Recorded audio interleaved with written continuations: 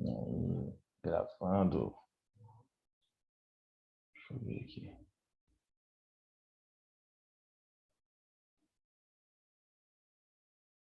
O que é isso que você tá mandando aí, bovo? A loja do Edinaldo Pereira. O quê? Relógio? A loja do Edinaldo Pereira. Quem que é Edinaldo Pereira, cara? Tá muito louco? Como é que você Como não você não conhece, conhece o cara? Edinaldo Pereira, cara? Não conheço. No final da aula eu vou entrar lá pra ver. Conrado, Vale Raíssa. nada, Hã? vale tudo, vale o que quiser. Vocês estão Ô, Brito, demais, só hein? pesquisar no YouTube Edinaldo Pereira que você acha. Ah, depois eu vou olhar. Nossa, E, mandou ali e se o. você quiser dar umas risadas, olha os comentários, mano. Os caras são muito loucos. E o que ele vende lá? O cara é o hit da música brasileira. Ele vende camisa e boneco de crochê. Meu Deus do céu. Olha o que vocês estão assistindo, gente. Ele vende camisa dele mesmo, mano. Eu queria comprar. Não, não Sair é na rua assim com a também. roupa Não de é Edinaldo aquelas Pereira. camisetas assinadas, assim, não. É uma Hum, camiseta dele, tipo, da cara dele, das é. marcas lá. Vê lá. Depois eu Perfeito. vou dar uma olhada. Vamos ver. Gente, ó, nós vamos começar hoje o capítulo 3 ali da frente A, tá? Tem gente que está descobrindo hoje que o livro de vocês tem duas frentes, né? Então, quem já pegou o material sabe, tá aqui, ó. A minha ainda tá tudo rabiscado, né? Ó, duas frentes. Frente A, frente Brito não B. tá vendo nada. Não dá para ver nada mesmo, né? Mas tem duas frentes, é só abrir logo no começo vai ver. É por causa Frente do A, plano de fundo que você colocou. frente B, né? Aí a frente A tem 4 capítulos, a frente B tem 2. Então a frente B a gente já fechou. Fechamos a frente B. Inclusive, a avaliação que nós vamos fazer esse mês não, comecinho do mês que vem, que já era outra semana, nós vamos fazer usando esses 2 capítulos da frente B, tá? Vou usar eles. E frente A, eu vou começar o penúltimo, que é o terceiro. Terminando, vamos fazer o quarto. Terminando, encerramos esse livro 1A e vamos começar o livro 1B, tá? Então, nós estamos aqui no penúltimo capítulo desse livro, então, quase fechando esse livro 1A, a gente ir para o 1B. E no segundo semestre existe o livro 2. É assim que funciona aqui o poliedro no primeiro ano. Então, esse capítulo 3 vai falar ó, de formação e relevo, né, evolução, tá? Geológica da Terra. Você fala assim, mas está falando evolução geológica. É a estrutura do planeta, tá? Então, vai desde a estrutura interna até a, a camada superficial, que é o relevo, a crosta, né? Então, nós vamos falar disso aqui nesse capítulo 3. Então, voltamos para a parte física. Repararam? Então, a frente B, ela fica numa geografia mais crítica, mais humana, e a frente A fica mais ligada à parte física da geografia. Tá? Então, assuntos mais ligados à geografia física. Olha lá. Então, meu plano de fundo aqui, Bovo, hoje faz jus, ó, ao assunto de hoje, né? Então, é a Terra aqui atrás e a Terra aqui aparecendo para vocês, né? Então, a gente vai falar dela, a formação desse planeta e a estrutura de formação, né? Como ela está organizada, tá? Então, idade da Terra, aproximadamente 4,6 bilhões de anos. Isso aqui nós chamamos de tempo. Esse aqui é o tempo. O tempo. Deixa eu ver se vou conseguir escrever aqui. Tempo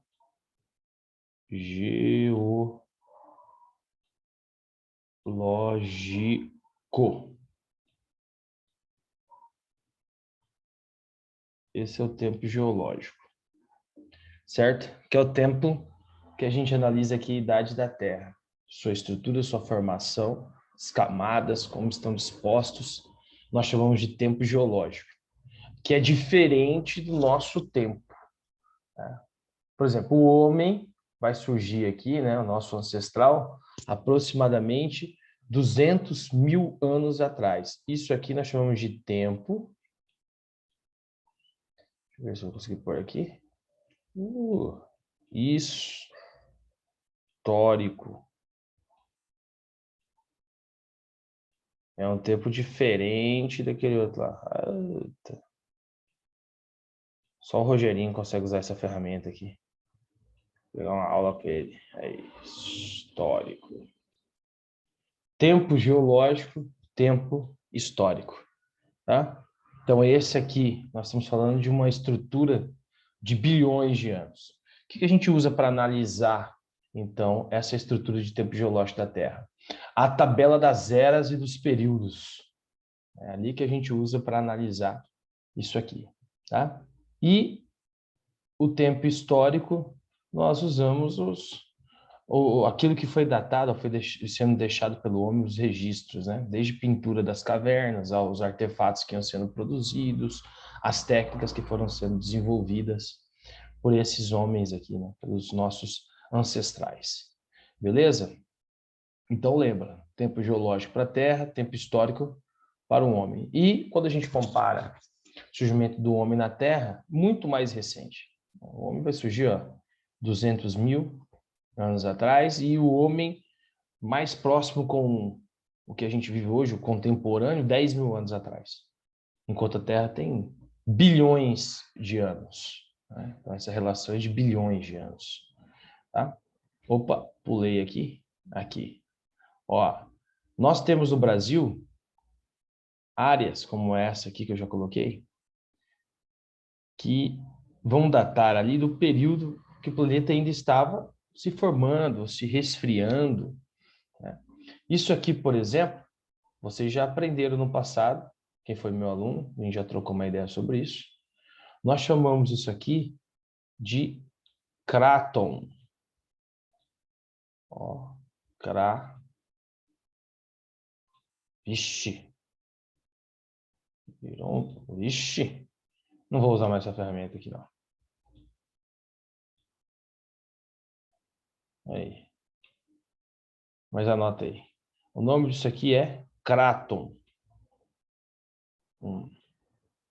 C-R-A-T-O-N. Ou escudos cristalinos. O que são crátons ou escudos cristalinos? São rochas que datam do período de formação do planeta. Então, isso aqui data do período de formação do planeta. O planeta ainda estava se formando. Por que Crátons cristalino? ou escudos cristalinos. Por que Tá? cristalinos? Por que cristalinos? Porque o período de resfriamento da Terra recebe esse nome de cristalino. É um período cristalino, o período de resfriamento. Por isso que nós temos essas estruturas antigas, tanto na região Nordeste quanto na região Norte. E olha o período de formação dele aqui. 3,4 bilhões de anos, fragmento rochoso. Então são rochas, a nossa estrutura de relevo, o próximo capítulo a gente vai falar só de relevo brasileiro, né? Mas já antecipando, tem áreas do planeta em que o relevo ele é antigo e ele não se forma mais. Né?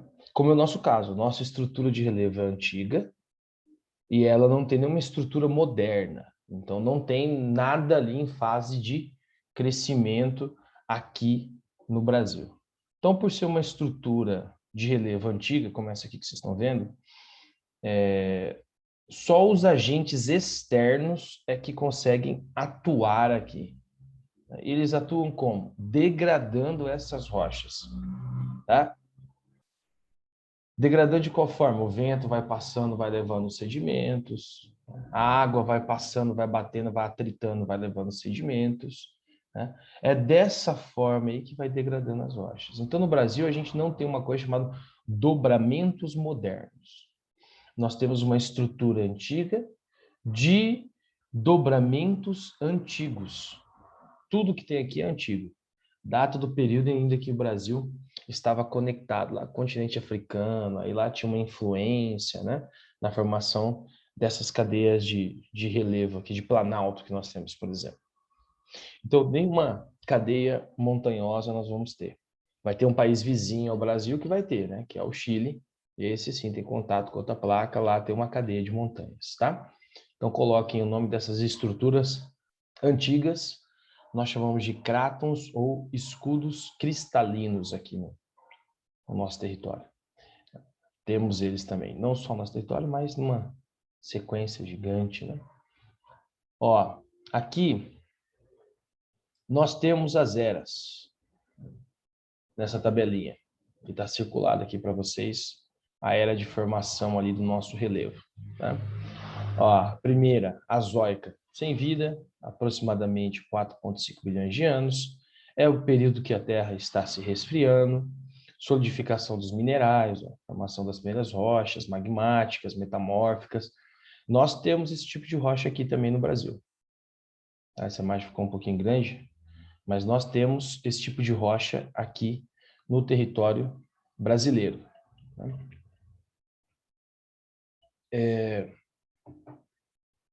Que é rocha de basalto, que dá origem ao solo de terra roxa. Vou pegar o sul do estado aqui, até o sul lá do país, é onde nós encontramos. O solo de terra vermelha também, ele é oriundo do basalto, tá? Ó, ausência de vida. Não tinha vida aqui ainda porque não tinha água, né? A água vai se formar também aqui. Esse período proterozoico, pré-cambriano, é o período de formação do nosso relevo. A maioria do nosso relevo vem desse período aqui. Olha a rocha, 3,4 bilhões, como ela se encaixa nesse período aqui aproximadamente, né? Formação de escudos cristalinos, rochas magmáticas, metamórficas, formação de minerais metálicos, formação das rochas mais antigas magmáticas, primeiras rochas sedimentares, intenso metamorfismo, com formação de jazidas de minerais metálicos, que é o ferro, o cobre, a prata, né? Manganês, tudo se forma nesse período aqui. Formação dos escudos cristalinos, que é o nome que eu dei para vocês ali, pegando o relevo brasileiro e da Guiana, lá no norte, e das principais jazidas minerais metálicas aqui, ó, a formação das Serras do Mar, da Mantiqueira ali, que é o Morro Mamemolar. São os morros mamimolares. E aí vai, né? Até chegar aqui na Cenozoica, que aí aqui a gente tem aparecimento dos homens, e aí outras unidades de relevo também vão surgindo aqui na nossa região. Ó. Pantanal, por exemplo, desse período, Amazônia, né? São as grandes florestas ali. Tá? Mas esse período aqui para a formação de relevo é o mais importante para a gente analisar. O pré-cambriano. Então, o nosso relevo é pré-cambriano. Quando eu for falar de relevo, que é o capítulo 4, vocês vão lembrar desse aqui. Não vai aparecer essa tabelinha de eras, mas eu vou falar disso aqui com vocês de novo, para lembrá-los. Estrutura da Terra, ó, faz tempo que vocês não lembram, não veem isso aqui, né? Núcleo sólido, feito de ferro e níquel, né? Perdão. Aí nós temos o manto, que também tem ali uma variação de camada, né? Nós vamos ter uma transição da parte mais rochosa do manto, tá? Para depois um manto mais líquido, que vai abastecer esse núcleo. O núcleo também nós vamos ter uma parte líquida e uma parte sólida, né? A crosta tem uma variação aqui, ó, espessura de 12 a 60 quilômetros de profundidade, então é a espessura aqui, né? Se você quiser furar a crosta, essa aqui é a dimensão que nós vamos ter, ó, de espessura dessa estrutura. Áreas montanhosas, então nós temos áreas montanhosas também na crosta, vocês conhecem, principalmente por uma coisa que é o tectonismo, que eu vou falar com vocês, movimentos de placa tectônica de novo, esse conteúdo aqui a gente vai abordar. Então nós temos áreas montanhosas. E também vai ser dividida aqui em continental e oceânica. Oceânica é a plataforma, né? Plataforma oceânica. Então, a estrutura da crosta ela continua. Onde nós temos água, abaixo tem crosta terrestre. Aqui é uma parte mais baixa do relevo. Aqui nós chamamos de terras emersas e as outras nós chamamos de terras imersas. Emersas porque estão acima do nível do mar, imersas porque estão abaixo do nível do mar, ou seja, embaixo d'água. Tá? O manto, ó, manto, tem ali formado 80% do volume da Terra, aqui, bonitinha, com espessura de 2.900 quilômetros, então para a gente poder atravessar o manto, essa é a distância, e a temperatura ela vai aumentando, né? Então, conforme a gente vai caminhando para o interior do planeta, mais quente vai ficando, ó, de 1.000 a 2.200 graus Celsius, tá? E até chegar ao núcleo, essa temperatura vai aumentar ainda mais, ó. Aqui está 5.000, tem uns que colocam 6.000 a variação, né, de temperatura. Ferro e níquel é constituído ali, essa parte do núcleo, né? E aqui é a espessura dele também, ó, o tamanho desse núcleo. Aí tem uma outra imagem que eu coloquei aqui, ó, que é uma imagem que vai aparecer também no livro de vocês, mostrando a diferença ali da crosta terrestre, então continental, para a crosta oceânica, os dois tipos, então abaixo do nível do mar, tá? Aqui, esse modelo aqui, ó, baseado na composição química das camadas, e aqui baseado no comportamento mecânico dos materiais, que tem a ver com a degradação e a reestruturação deles, tá? Aqui seria o manto superior, zona de transição, manto inferior, né? Núcleo externo, que é o núcleo líquido, zona de transição e o núcleo interno. Esse aqui que é o núcleo sólido de ferro e níquel. Para chegar até ele, o centro da Terra, a gente caminharia esse trajeto aqui, para chegar até o centro da Terra. Aqui nós temos uma outra forma de analisar, né? A astenosfera, por exemplo. O que é que nós temos na astenosfera aqui? Aqui nós vamos ter as placas tectônicas. As placas tectônicas, elas estão na astenosfera, por exemplo. É aqui que elas se movimentam. Aí nós vamos ter aqui a mesosfera, que é o manto. Núcleo externo, que é o núcleo líquido, aqui. A zona de transição entre o núcleo líquido e o núcleo interno, que é o núcleo sólido. Essa seria a estrutura da Terra. Aqui é a dimensão de cada uma das camadas. E aqui ainda tem uma coisinha na litosfera, porque ela é dividida entre cial, que é o material que tem nela. Deixa eu ver se eu consigo escrever agora aqui. Cial, isso aqui é importante. E cima.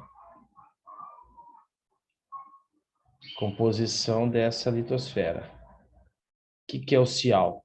Silício e alumínio fazem parte da composição dessa camada. E o de baixo, o cima, é o silício e magnésio. São as composições aí da litosfera. Bom, crosta, litosfera, astenosfera, e aí vem as sequências. Isso aqui vocês já aprenderam também, já lembram, é só para ir relembrando mesmo. Assunto lá do 7º ano, né? As camadas do nosso planeta, para a gente entender que esse planeta ele está em constante transformação, né, gente? Está em constante construção. Isso aqui nós chamamos de fase de construção do planeta. Isso aqui é a construção dele, a estrutura de construção. Por quê? Porque a transformação da camada superior não é feita por agentes internos, né? A transformação da camada superior, a modelagem, por exemplo, aqui, ó, da montanha, fazendo as formas, isso aqui é feito pelos agentes externos. Vento, a água, o clima, que nós vamos falar aqui nesse conteúdo também. A parte interna é a parte de criação. E o planeta está a todo momento se criando e se recriando. Por isso que nós temos ainda atividades endógenas. Eu não lembro o que é atividade endógena, o que é atividade exógena. Fica tranquilo que nós já vamos ver, tá? Mas o tipo de atividade de construção do planeta, são essas atividades internas, nós chamamos de atividades endógenas. Tem dois tipos, nós vamos falar daqui a pouquinho quais são. Teoria da deriva continental. Alfred Wegener.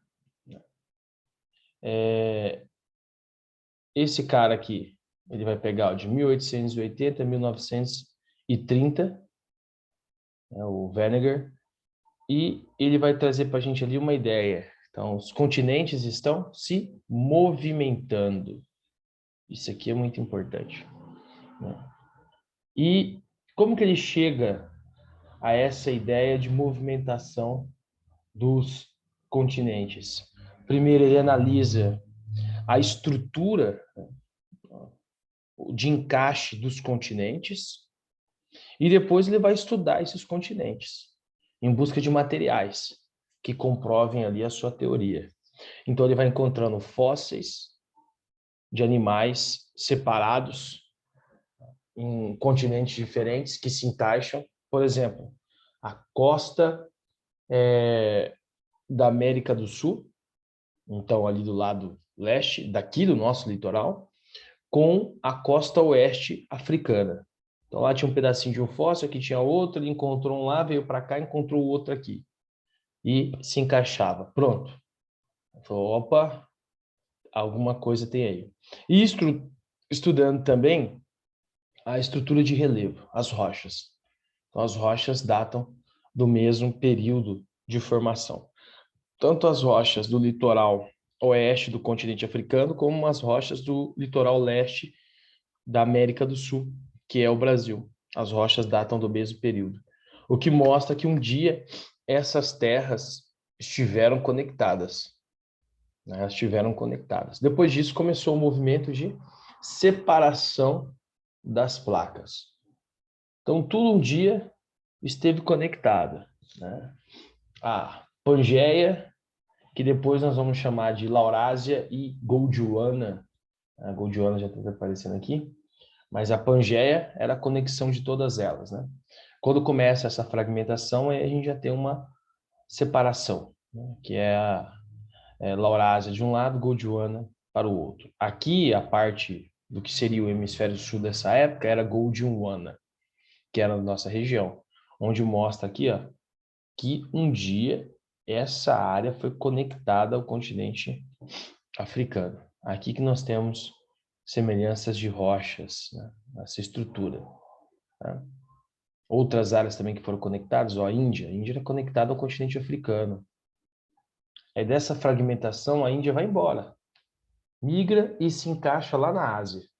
E lá ela começa a exercer pressão. Dessa pressão, nós temos a formação da cordilheira do Himalaia. Tá? A estrutura que foi encontrada aqui, fóssil, era desse bichinho aqui, ó. Mesossauros foram encontradas nessa região, tanto do continente africano quanto da América do Sul. Tá? E aqui, ó, estruturas vegetais muito parecidas nessas áreas, que mostravam que eles um dia estiveram conectados também. Então aqui, o que seria a Pangeia, na ideia, na teoria do Alfred, então formada há 230 milhões de anos, quando a Terra já tinha se resfriado, nós tínhamos essa estrutura, que depois disso foi se separando, né? Foi deixando ali, as terras começaram a se movimentar. E aí foi formando aquilo que nós conhecemos. Olha onde está a Índia aqui. Hoje a Índia estaria nessa região aqui, né? Migrou. Tá? Onde está a Índia aqui? Aqui é uma posição dos continentes com o passar do tempo, como eles foram ficando dispostos há 2 bilhões de anos atrás, 1 bilhão de anos atrás, que é a junção deles. 550 milhões de anos atrás, aqui nós temos a formação ali, a junção, né? 230, Laurásia e Gondwana, a Pangeia formada, como a gente conhece, e 105 milhões de anos atrás a separação. Olha a Índia migrando. A Índia migrando aqui. né? Vai para onde essa Índia? Vem para cá. E aqui dessa pressão ela forma a Cordilheira do Himalaia e o Everest. Então, tá ligado a essa subida da Índia e a pressão que ela vai fazer aqui, nesse território da Eurásia, o Eurasiático, formar lá o conjunto de montanhas. A gente vai falar das placas na sequência, e aí nós vamos entender esse conjunto de montanhas. Outro ponto estudado por ele na teoria, isso aqui, ó, as cadeias de montanhas oceânicas, que nada mais são do que as dobras, ou os encontros das placas tectônicas. Então, essas dobras que são feitas, né? Pelo encontro sobra uma coisinha. Quando eles forem estudar essas estruturas aí oceânicas, ó, bordo de navios oceanográficos, equipes de cientistas aqui coletar informações sobre o leito dos oceanos. A presença de uma cordilheira submersa, que pega, ó, 78 mil quilômetros de extensão. Aqui, por exemplo, que é o encontro da placa sul-americana com a placa africana. Que é justamente nessa região, se a gente tivesse aqui nessa borda, que a gente poderia ter ali atividades endógenas, né? Como vulcanismo e terremotos, que são as atividades de criação de relevo. Mas como nosso litoral está afastado dela, o nosso litoral aqui, afastado dela, a gente não tem esse Por tipo isso, de mas atividade. quão perto tem que Ah, estar pra isso acontecer? Tipo, tem que estar exatamente em cima não em da cima, mas placa, mais do próximo da encontro. borda. Mais próximo da borda. E aí você também tem que ter atividade tectônica na placa, né? Se a placa com a outra não tem nenhum tipo de atividade, a atividade que eu digo, não tem nenhum tipo de movimentação da placa, que a gente vai relembrar quais são as movimentações, aí você não tem atividade endógena. O Chile, por exemplo, o Chile está sobre a dobra, está na dobra, que é o encontro da placa sul-americana com a placa de Nazca. Então, toda vez que tem uma atividade ali, o Chile sofre terremoto, atividade vulcânica. A mesma coisa vale para a costa oeste dos Estados Unidos, né? A mesma região. A gente vai ver daqui a pouquinho que é a região do Pacífico, né? Círculo de Fogo. Né? Aqui no nosso caso, e do continente africano, é que nós estamos afastados mesmo desse encontro das placas. Aqui é o encontro dela. E esse encontro contribui para a formação desse conjunto montanhoso. Se tiver muita força, pressão para os próximos anos, bilhões de anos, você pode ter aqui crescendo uma cadeia de montanhas e virando terras emersas. Isso pode acontecer também, mas isso vai depender da estrutura, né? Da estrutura e de como as forças vão reagir aqui.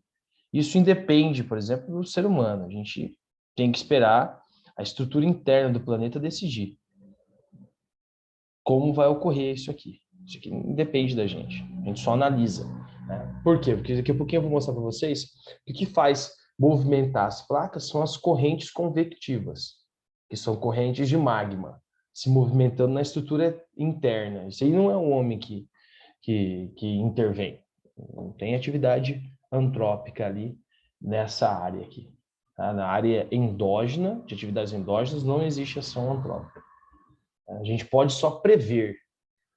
Prever a gente consegue, porque já tem aparelhos e máquinas, por exemplo, que conseguem prever ali o tipo de atividade que vai ter naquela área.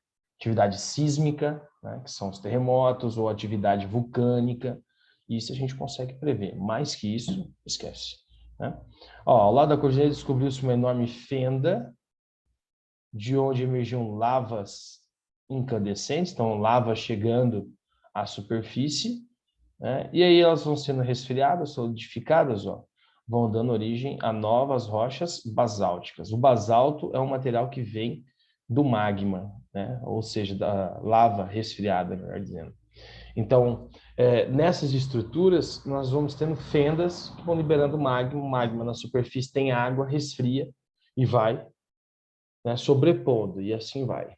Tá? Até que uma hora forme ali nessa região o que nós chamamos de ilha vulcânica, que é muito comum na região na região da Oceania, que é um assunto que eu estou falando com uma outra turma, mas lá na Oceania tem muita ilha vulcânica. É esse tipo de atividade aqui. Então, libera o magma para a superfície, chega lá e resfria com a água do mar, até chegar a um ponto que vai virando uma terra imersa, vai formando ali uma planície continental. Incrível isso, né? Ó, Islândia.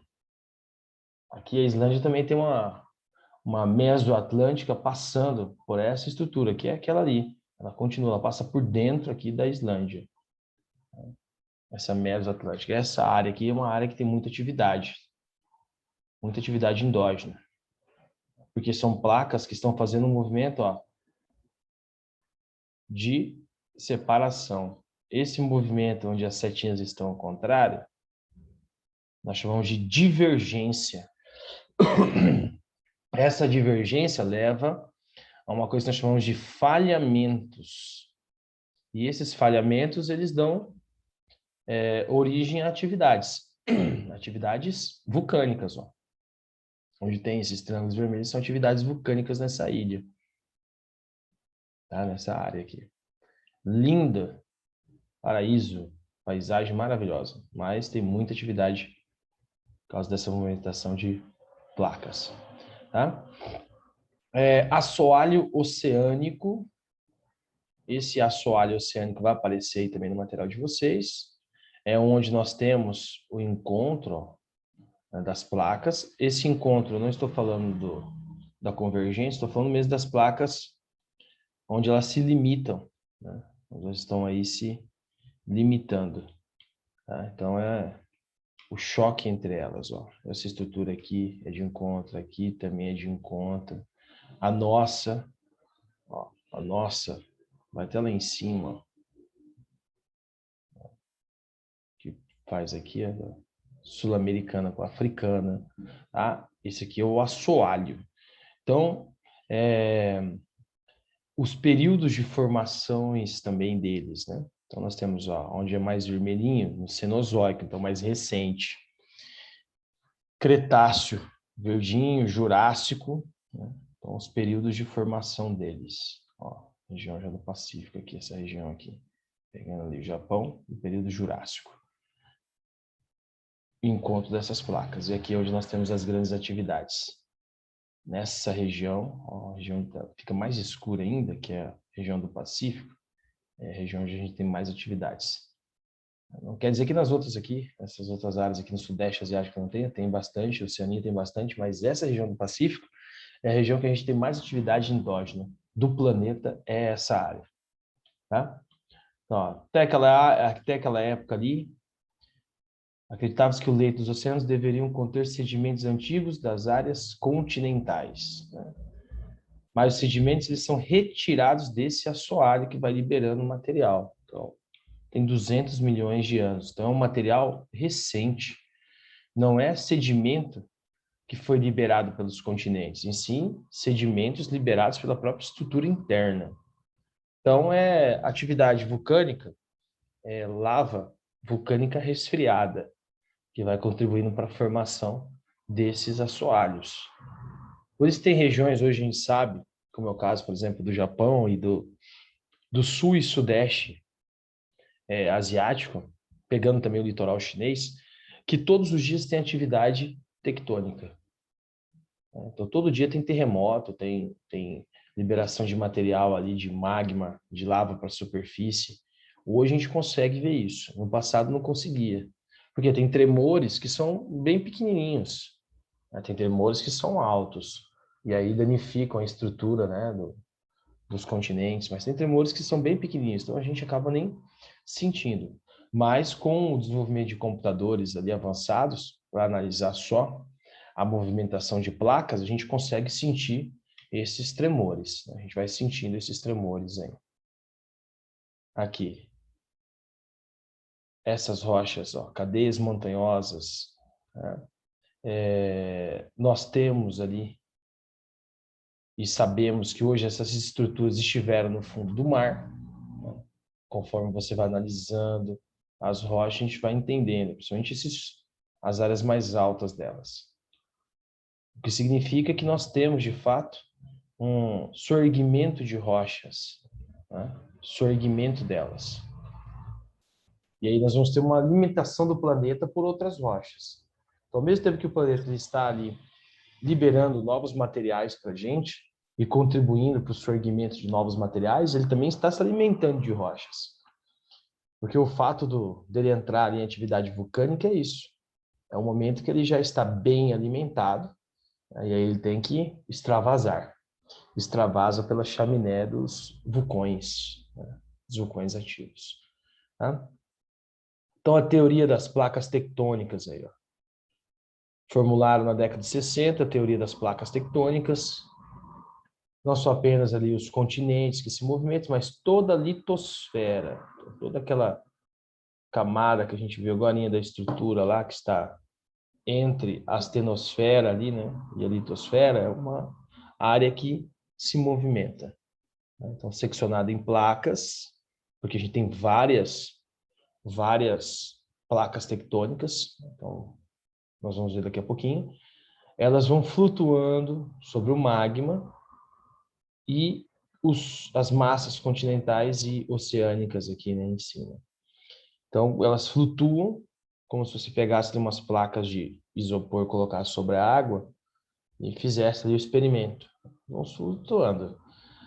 Quando elas se chocam, tem um tipo de ação. Quando elas se afastam, tem um tipo de ação. Quando elas atritam entre elas, tem um outro tipo de ação. Que são os 3 movimentos que elas fazem. Tá? Olha lá. Essas são as placas. Deixa eu dar uma olhada. Dá para ver aí perfeitamente as massas continentais, né? Parte eurasiática aqui. Aí aqui já vem, ó, Japão, né? Placa das Filipinas. Aqui já pega a placa australiana. Aí aqui já vem a região do Pacífico, toda essa área aqui é a região do Pacífico, placa do Pacífico. Aqui já é a de Nazca, que é a que faz contato com a placa sul-americana, né? Ó, e aqui é um movimento de convergência, porque olha a setinha da placa. É afastamento do continente africano, mas é de convergência com a de Nazca. Por isso que aqui nós temos as Cordilheiras dos Andes, né? Cordilheira dos Andes, aqui nessa área, nessa região. Nessa área aqui. Sorgimento. Coto da placa, soergue. Faz com que surja aqui uma coisa que nós chamamos de dobramento. Então, a placa, ela encontra outra e aquela que é menos densa, mais flexível, ela vai dobrar. Por isso nós chamamos de dobramentos. E como está dobrando ainda, continua dobrando, nós chamamos de dobramento moderno. O dia que para de dobrar, aí nós chamamos de dobramento antigo, que é o que tem aqui nessa região do Brasil, dobramento antigo. Aqui, dobramento moderno, porque a do Brasil é do período que estava conectado com o continente africano, né? E depois se separou. Tá? Aqui também. Aqui nós vamos ter as montanhas rochosas na região oeste dos Estados Unidos. Dobramento modernos, mas os movimentos das placas aqui são diferentes, ó. Aqui é um movimento transformante. Esse transformante vai rasgando a placa, né? E aí vai formando ali a falha de San Andreas, por exemplo, nessa região. Tá? Aqui é um movimento de separação também, divergência, entre a placa arábica e do continente africano. Aqui tá criando nessa região, nessa área aqui todinha, uma coisa que se chama Rift Valley, que é a separação dessa porção de terra aqui, ó, do restante do continente africano. Um afundamento, um falhamento, como nós chamamos. Opa, bom dia! E aqui é a placa indiana, que vocês viram agora lá na imagem, estava bem aqui próximo do continente, aqui, do continente africano, junto com Madagascar, ela migra, faz o trajeto, vai embora. E aqui, ó, pressão, força, né? A região, a placa aqui eurasiática, ela é menos densa. Nessa área aqui, ela dobra. Que é a região ali da Índia, Nepal, aí já vem a China, né? Tibete. Aqui ela dobra. Formando ali o conjunto montanhoso que nós aprendemos a chamar de Himalaia, que é onde nós encontramos o Everest, o pico mais alto do planeta, com 8.849 metros de altura, tá? Nessa região aqui. Devido a essa força exercida pelas placas, que é um movimento de convergência. Então, a gente já falou dos 3 nomes, né? Convergência é o encontro, divergência é separação, e essa aqui de setinhas lateralizadas é o que nós chamamos de transformante. Transformante das placas. Aqui, outros movimentos que elas executam ali. Posição da placa, ó, setas indicam o sentido do movimento e os números da velocidade relativa em centímetros ao ano em que elas ali se movimentam, tá? Então, ó, as áreas, as regiões, 3,7 centímetros, 7,1, aqui, ó, 10,5, região do Pacífico, onde a gente tem a maior intensidade, 11,7, né? Ó, 11,1, a placa sul-americana em relação à Nazca, região chilena, então muita atividade. Tá? Muito intensa a atividade nessa área aqui do Pacífico. Que essa área vai ter um nome, essa área aqui de atividades endógenas. Não sei se vocês lembram, mas eu vou mostrar para vocês daqui a pouquinho qual é o nome dela. Aqui, atividades vulcânicas, vulcões ativos, onde nós encontramos, olha a região do Pacífico. Ó. Por ter tudo isso aqui de vulcão ativo, essa área do Pacífico, olha aqui, ó, mais vulcão ativo do outro lado, que é a continuação, né? Pegando ali a Ásia. Por ter tudo isso aqui de vulcão ativo, essa região tem um nome. Nós chamamos ela de Círculo de Fogo, ou Anel de Fogo. Essa região é a região do planeta que mais concentra vulcão ativo, ou vulcões ativos ali. Tá? E aqui o movimento que as placas fazem. Então aqui nós temos esse aqui de encontro, convergência. Esse movimento aqui que a placa está fazendo de convergência, que é, ó, uma placa está afundando e a outra está dobrando, nós chamamos de subducção. Essa placa afundando aqui, ela está indo para a parte interna do planeta, está sendo alimentando, ou melhor, está alimentando o planeta. Tá? A placa mais rígida, ela vai afundando, a mais flexível, ela vai dobrando. E aí, essa parte aqui vai alimentando o planeta. E aí chega um momento que ele está muito cheio, ele tem que fazer o quê? Liberar. Libera o magma, ou melhor, libera a lava para a superfície, né? Aí, nós vamos ter aqui o transformante. É esse movimento, que é, ó, seta para um lado, seta para o outro, né? Então, elas estão deslizando uma do lado da outra, é o que nós chamamos de atrito, né? Conhecido também como raspadinha, que dá uma raspadinha uma na outra. Isso aqui também ocasiona terremotos, ocasiona em alto mar tsunamis, né? Transformante.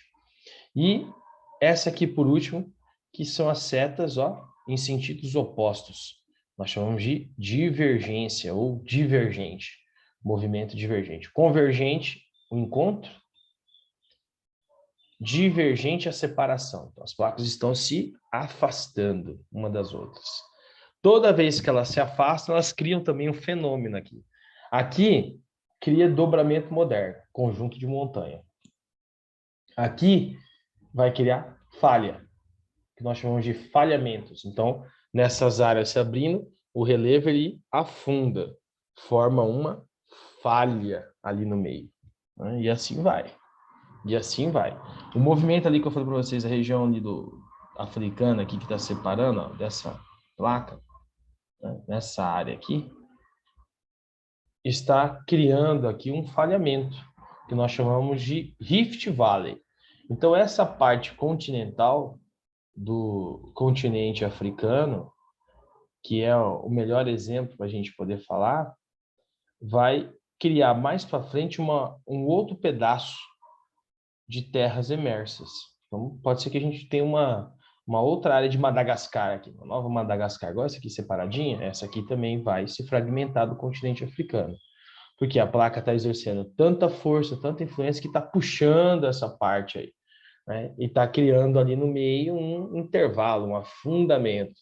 E se você afundar demais, abaixo do nível do mar, a água do mar acaba passando por aqui. Então, você cria até um novo canal, né? Novo canal. Bem, aqui tem um canal bem famoso, que é o de Suez, que a galera tem falado bastante nos últimos dias, que tem uma embarcação que travou lá o canal, né? Tá bem aqui. Então, você pode criar um novo canal com essa separação. E é o que está fazendo esse movimento. Assim, mas não tem como a gente impedir esse movimento? Não tem como. É uma atividade endógena, né, do planeta. A atividade endógena, a gente acaba não conseguindo mexer nelas. Geomorfologia aqui, ó. Geomorfologia do planeta, para a gente falar dela. Primeiro, geomorfologia, estudo das formas. Então, geomorfologia significa estudo das formas. A gente vai estudar a forma de relevo. Tá? Tem dois tipos de agentes. Nós temos os agentes internos ou endógenos, que é assim que vai aparecer para vocês nos exercícios. E nós temos esses caras aqui, agentes externos ou exógenos, que é assim que vai aparecer para vocês. Então lembra que endo é interno, exo é fora, tá? Vamos lá. Aqui nos agentes internos, ó, transformação do relevo, surgem ou agem de dentro da Terra. Então, uma atividade interna, né, abaixo da superfície. Quem são eles? São esses três carinhas aqui, ó. Terremotos ou abalos sísmicos, agente interno. Vulcanismo, atividade vulcânica, agente interno. Tectonismo, atividade das placas tectônicas, a movimentação que a gente viu, agente interno. Todos eles, quem quiser pôr aí, coloca, que hoje está ruim para escrever, todas essas atividades são atividades de criação do relevo. Então, é o relevo se criando, ou se recriando, né? Melhor dizendo. Tá? Então, de criação. E os agentes externos são aqueles que modelam, tá? Vão agir, ó, acima do relevo, né? Vão modelar o relevo. Esses caras aqui nós chamamos de agentes do intemperismo. O que é intemperismo? Esse termo a gente já trabalhou lá no 7º ano também. Quem não lembra, põe aí, intemperismo. Desgaste das rochas ou degradação das rochas. Quem é que faz isso? O vento, a água, os seres vivos em geral, desde a planta até o homem, né? São eles que vão degradando os relevos. Tá? Esses relevos sendo degradados, as rochas sendo degradadas, elas vão liberando o que ali? Sedimentos. Esses sedimentos, eles vão se acumulando nas áreas mais baixas do relevo terrestre.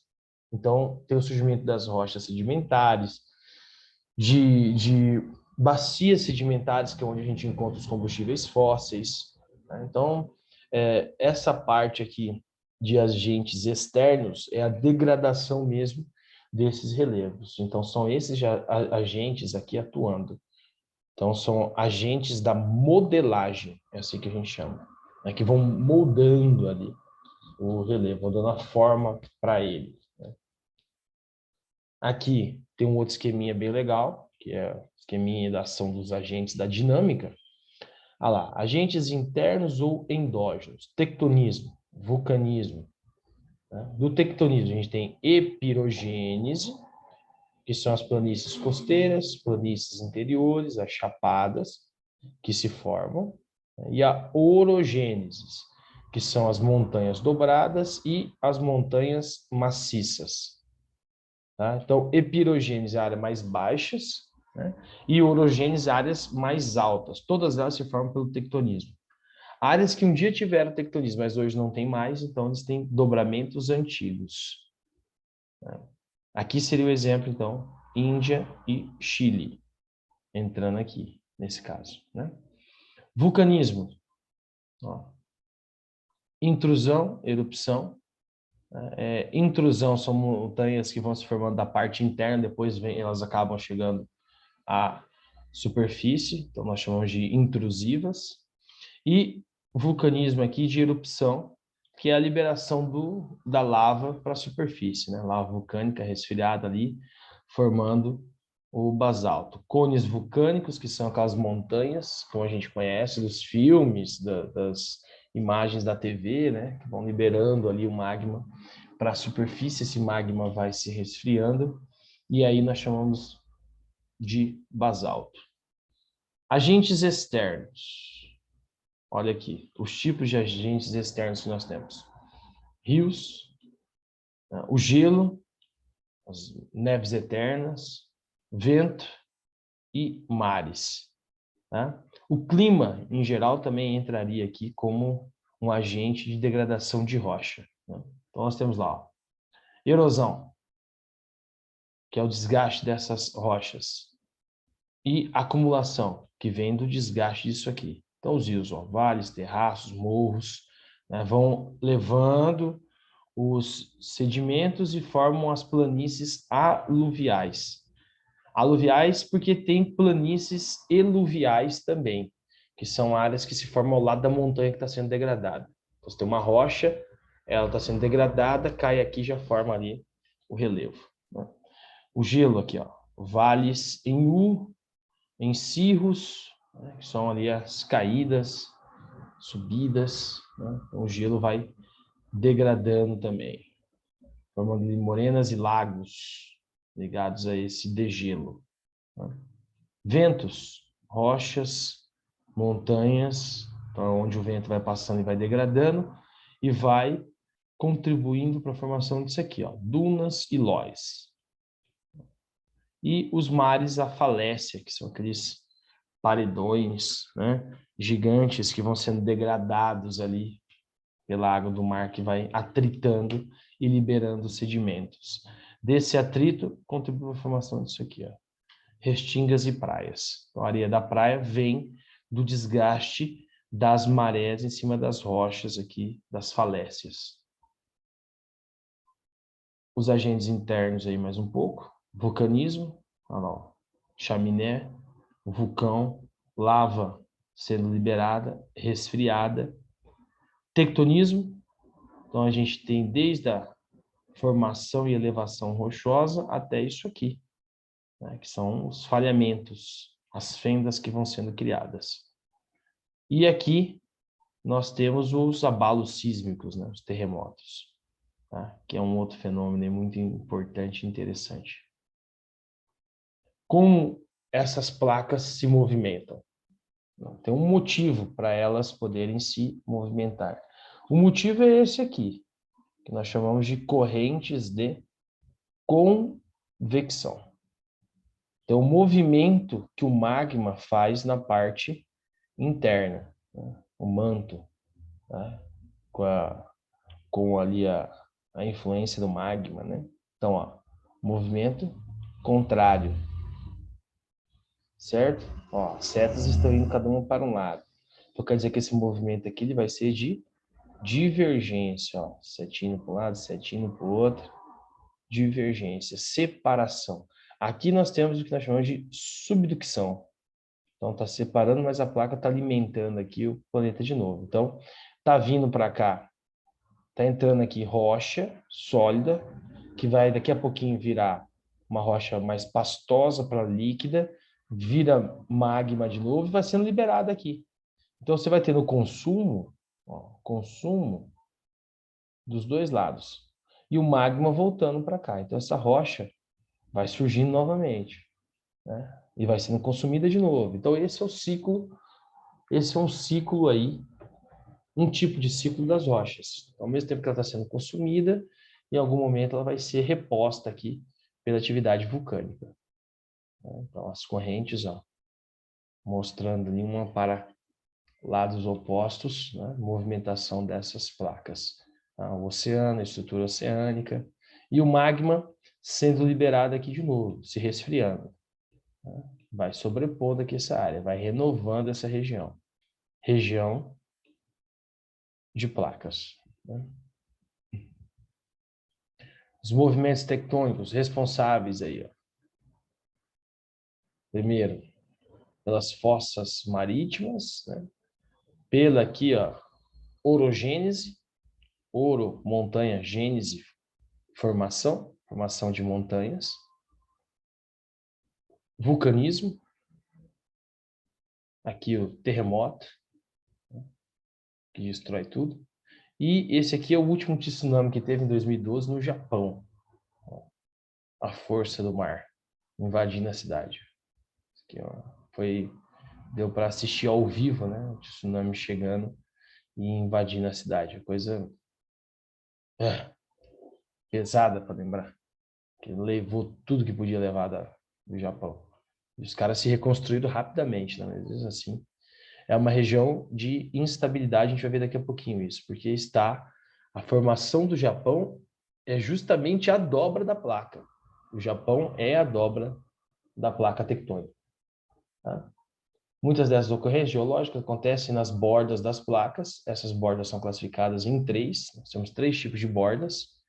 Bordas construtivas, uma placa se afasta da outra, e o material magmático extravasa. Então, aqui, por exemplo, né, ó, placa do Pacífico e placa de Cocos. Elas estão se afastando, o magma vai subindo, sobrepondo aqui essa região. Né?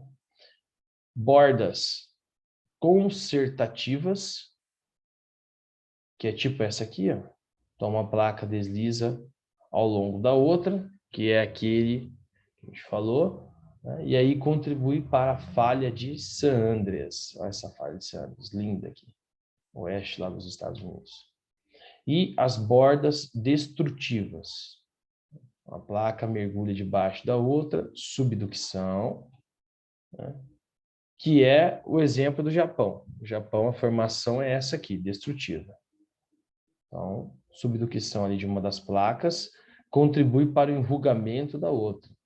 Então, a gente tem atividade vulcânica aqui nessas ilhas japonesas, soerguimento de montanhas, terremotos, porque essas placas está entrando. Mas não entra facinho, né? Não é lisinho, não. Entra tritando. Então, às vezes entra muito forte, pronto, já ocasiona um abalo sísmico, né? Um terremoto, até porque é uma zona de convergência, olha lá. É uma área de convergência, toda essa parte aqui. Né? É uma placa mais flexível, encontrando uma outra aqui mais rígida, exercendo uma pressão, uma força, a placa está entrando, está alimentando. E o magma está liberando atividade. Só ver aqui, ó. Justamente nessas áreas são os pontos ali que a gente tem de exemplo. Essas áreas aí. Área do Pacífico, do encontro das placas. Né? O Japão está bem aqui, ó. Quase não dá para ver o Japão. Ele está em cima ali do encontro de próximo ao encontro de três placas, né? Euroasiática, aí tem a da Filipina e tem essa aqui, que é a do Pacífico, influenciando também na região do Japão. Aqui é a falha de San Andreas e aqui a cordilheira, né, dos Andes, a influência dela. Né? Os terremotos, falar um pouquinho desse fenômeno aqui também, que é um fenômeno de formação de relevo, contribui muito. Né? Ó, Círculo de Fogo, região do Pacífico, as áreas onde o vermelhinho está mais forte são áreas onde a gente tem a maior intensidade de terremotos. Ó. Tá verdinho pode ter terremoto, mas não tão forte, mas intenso mesmo nessas áreas vermelhas. Olha o Japão. O Japão chega a ser todo vermelho, a extensão territorial do Japão. Relacionado ao movimento das placas tectônicas, mais especificamente o falhamento ou falha geológica, né? Ruptura de uma rocha no interior da Terra, que seria o afastamento, o transformante, né? As placas aqui, ó, fazendo movimentos opostos. Correndo muitos e muitos quilômetros abaixo, a intensidade é tão grande que as vibrações produzidas podem ser sentidas no relevo. O que é importante a gente entender aqui do terremoto, nessa imagem aqui abaixo? Essa primeira ação, que eu vou circular aqui, ó, essa, que está ali como foco sísmico, que nós chamamos como hipocentro. Por que hipocentro? Aqui é onde teve a força das placas, né? Uma placa exerceu, ó, em cima da outra. Então, ali é onde teve o choque da placa. Estava deslizando de boa, de repente, pá, bateu. Bateu ali, pronto, libera o que nós chamamos de ondas sísmicas, né? Então, as ondas vão sendo propagadas, ó. Aqui é a onda, vai sendo propagada. Tanto para a parte interna, quanto para a superfície onde tem as casinhas. Olha a onda sendo propagada. Aqui na superfície, tem um outro nome, quando chega aqui, ó. Reparem que ela correu aqui embaixo, aí vem uma linha pontilhadinha, pá, bate aqui. Aqui nós chamamos de epicentro. Epicentro do terremoto, que é a superfície. Olha as casas destruídas. Ó, né? Destruiu onde ocorreu o terremoto, mas aí onde está mais distante, ó, as casas estão mais inteiras, porque as ondas já chegaram mais fracas lá. É tipo o que acontece quando a gente tem um terremoto muito forte no Chile. Teve isso há uns anos atrás. Santiago do Chile foi destruída e algumas dessas ondas se propagaram e chegaram até aqui em cidades do interior do Mato Grosso do Sul. Coxim, por exemplo. Tinha uma senhora que deu entrevista falando que a hora que ela estava cozinhando, as panelas do armário, com o tremor, caíram, né? E ela ficou assustada. Por quê? Porque a gente tem aqui o encontro das placas, né, que é o hipocentro, e vai propagando até a superfície. E dali propaga mais. Você pode ter um raio de destruição muito grande, mas você pode ter um raio de destruição pequeno. Quando a gente fala de terremoto, o terremoto ele varia bastante. Você pode ter ali 5 pontos, alguma coisa na escala Richter que não destrói nada. Você pode ter 12, que é além do normal, porque a escala vai de 0 a 9. Né? Então, se você colocar aí no Google, por exemplo, você pega o Google aí do seu celular agora e escreve aí terremotos, ou do computador, vocês vão ver que vai aparecer para vocês ali um monte de áreas em que tiveram terremotos recentes. Né? Acho que o último foi no dia 23, se eu não me engano. O último foi no dia 23, deixa eu só conferir aqui, na China. 23 na China, no litoral chinês, onde ficam as ZS, quer ver? Aí, ó. Você colocou, já aparece. Colocou terremoto, ó, já vem terremotos recentes. O Google mesmo já analisa. Foi em Aksu, Shenzhen, na China. 96 quilômetros do epicentro. Foi a região que mais sentiu. Então, o epicentro foi no litoral e aí ele afetou a parte continental. Isso também acontece, né? Porque vai propagando a onda. Não chegou a formar nada, não tsunami, mas vai propagando. 5,4 foi a média do terremoto. Depois teve um dia... Que dia que é hoje, fala nisso? Hoje é 29? É. 29 de março. Tem um hoje, ó. Já teve um hoje. Em Brindintal, Barbados, que é uma região da Oceania que pertence ali à Inglaterra. 5,5 foi às 2h35 da manhã. Um hoje, hein? Isso que é legal, cara, você falar do terremoto e não dá para a gente ter esse experimento, né? Que a gente não tem terremoto aqui no Brasil, infelizmente, mas dá para a gente ter uma noção, né? Teve um ontem, ó, 5,8 em Portugal, no litoral português, isso aqui foi no litoral. 566 quilômetros distante do epicentro, Portugal. Ainda bem, né? Distante. Ó, teve um também, próximo a Tóquio, no litoral do Japão. 5,7, no dia 27. 77 quilômetros distante do Japão. E, vamos ver aqui, teve um outro também no mesmo dia 27, 5,5, na escala Richter, em Vieste Foggia, na Itália. E tem um outro no Japão no dia 26, 5,9. Foi o último dia que eu olhei. Esse aqui foi o último dia que eu olhei. Lá em Okinawa. 147 quilômetros. Foi no litoral, próximo a Okinawa. Se você colocar aí, vocês vão ter uma noção do que é, né, isso aqui. E ele vai analisando e vai colocando ali para a gente as áreas, os dias mais recentes, a gente vai podendo ver, né? é bem interessante, porque as populações que vivem nessas áreas, que são áreas de risco, elas vivem sempre com o sinal de alerta ligado.